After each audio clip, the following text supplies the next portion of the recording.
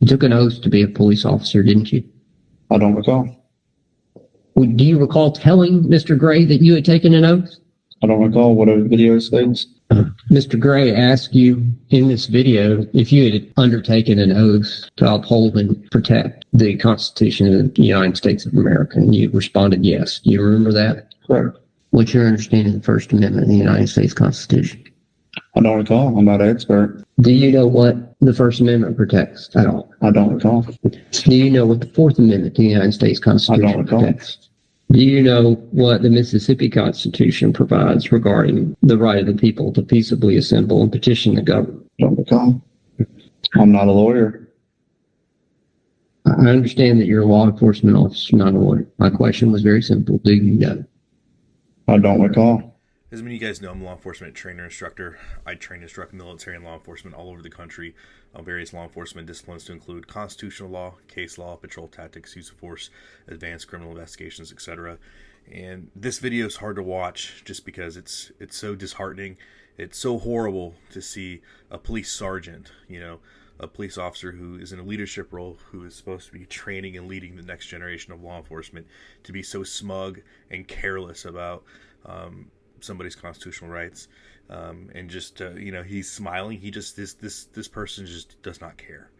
He does not care about civil rights, civil liberties, constitutional rights, and he's so smug about it. It's disheartening at best. It's disheartening at worst. Criminal, depending on how far this adjudication process goes. But just as a quick update, let's just call it what it is.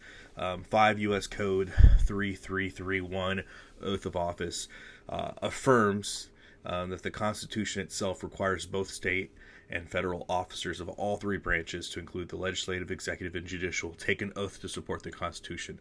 Unlike the presidential oath, the particular wording of the oath is not specified in the Constitution, only the requirement that the oath must be taken to support and defend the United States Constitution.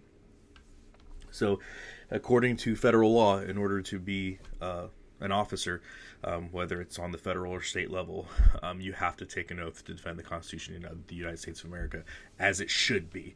And then furthermore, we see here with this slide, I teach this at all my classes, all my courses. We go over this because it matters, because it's important.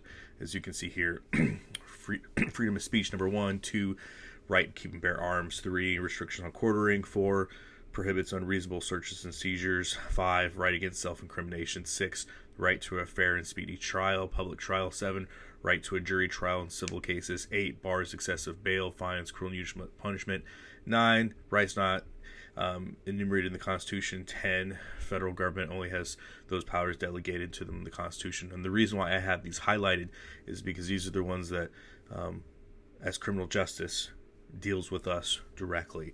And so I ensure that I place them in bold and highlight them. And again, they are taught at every single one of my courses.